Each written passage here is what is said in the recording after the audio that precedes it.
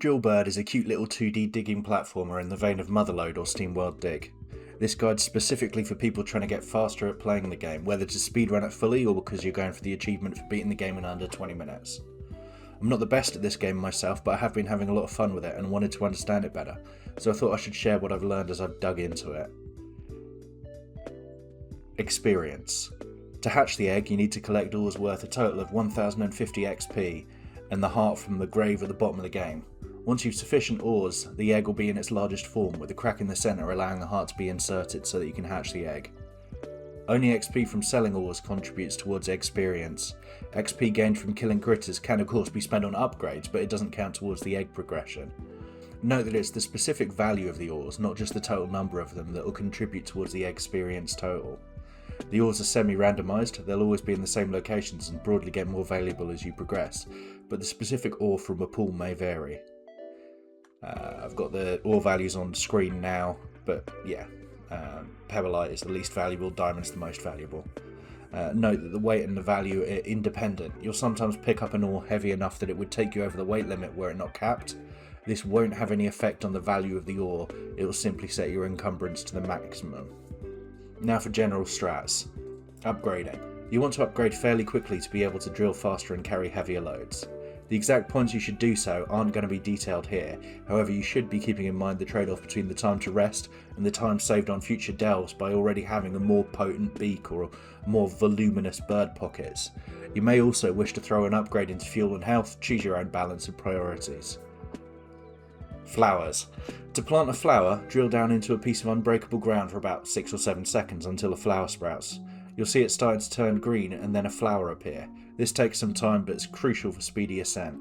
Frugal but effective placement is therefore important.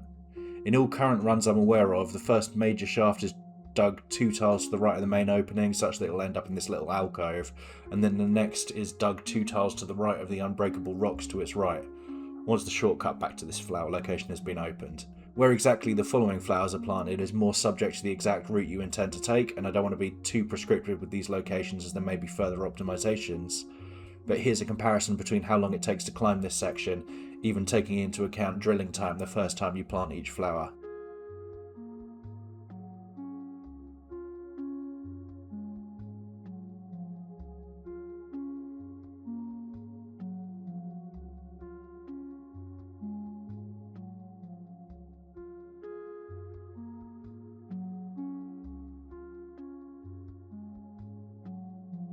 Dropping ores. It can sometimes be advantageous to drop ores for better mobility. In particular, this is done with the very first ore you pick up, to allow necessary movement in the tutorial section. It's useful later on too, whether to fly up to inaccessible areas, backtrack slightly for routing purposes, or to make movement slightly cleaner when heading off to get the heart at the bottom of the mineshaft. Note that you can drop ores while holding the drill button, you don't need to let go. You can also drop ores while flying towards the egg to deposit the ores at a slight distance. They only need to collide with the egg area, they don't need you to specifically stand where you get the message to deposit them. This will allow you to rest slightly sooner as you can't start sleeping until the gem deposit animation is complete. It also means you don't have to travel as far when depositing without resting, but it'll also be particularly handy for the next trick we're talking about. I'm calling this one Egg Skip, I don't know if it already has a name from the people who found it first. I guess you're not really skipping the egg because the whole game is the egg. You're skipping the laying the egg part? Cloaca skip? No, don't call it cloaca skip. We'll just call it egg skip. Near the start of the game, our befeathered protagonist lays the egg you'll be tending to for the rest of the run. This mini cutscene takes about 25 seconds, during which time you're unable to control or progress the game.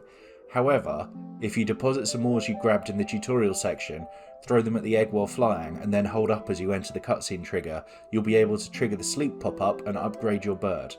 Quickly upgrade your bird and fly away as fast as possible. If you don't press awaken soon enough or don't fly immediately enough by repeatedly pressing the fly button, you'll re-trigger the start of the cutscene, taking more time rather than less.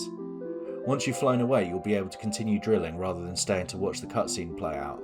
As you do so, the camera will start to pan back to the bird twice, at which point pausing and unpausing will refocus the camera on you. After it's done this twice, it will warp you back to the egg as the cutscene ends. This is a convenient time to deposit whatever you've just drilled. Note, this only seems to work, in my experience, if you have no ores in your inventory. It also doesn't work if you're too far from the ground as you hit the cutscene trigger. It may be worth ensuring you have 16 XP if possible, so that's available if the gem in the hidden ceiling alcove in the prior chamber is a 15 XP star. If it's a ruby or a lapis, you'll have to choose between drill and inventory upgrade or go back for more gems. Death warping. When you die, you return to the egg at the start of the game. However, you drop all of your ores, in theory making it an unhelpful way of ascending rapidly. However, if you drop your ores with enough of a time buffer that you would be able to pick them up again, and then specifically get killed in sudden death mode by the ghost bird directly above them, when you fall, your corpse will pick up those ores, allowing you to effectively teleport to the top and deposit them quickly. Note, this isn't the speediest process once you allow for that setup time, and has limited utility versus just ascending normally. Frankly, in my experiments so far, I've mostly slowed down more trying to overutilise this strategy in situations where just climbing up to the nearest flower would be better. It can be useful if you are already near death though, or depending on where you are. Note that you can't do this with the heart. The ghost bird will take the heart back to its grave. Drilling while paused. In the route taken in Imasaki's 1037 current world record, they take advantage of how drilling and block destruction doesn't stop when the game's paused. This lets them drill through tough tiles before the ghost can catch up when taking the fairly audacious route back to the surface through the side chambers. It's probably also ripe for abuse if you're simply trying to get the in-game timer under 20 minutes, although that is kind of unnecessary cheese. And as the game is timed using real time for speedrun purposes, its benefit is more being able to take routes which would otherwise result in being caught by the ghost rather than any actual direct time save from this method. I sometimes use it at the beginning of the game as well, for the bit where you're toggling back to the cutscene and, you know, pausing and unpausing, just to get a little more done before you get warped back to the egg, but I'm not sure if that's optimal at all. Like I say, there's like 2.5 minutes between me and the person in first place on the leaderboard at the moment.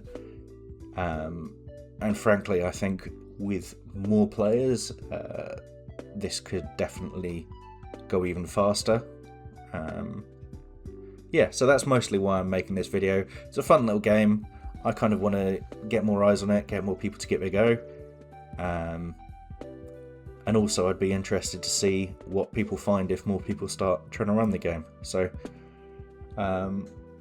yeah, good luck, whether you're going for speedruns or whether you're just going for the achievement. Hope you enjoy the game.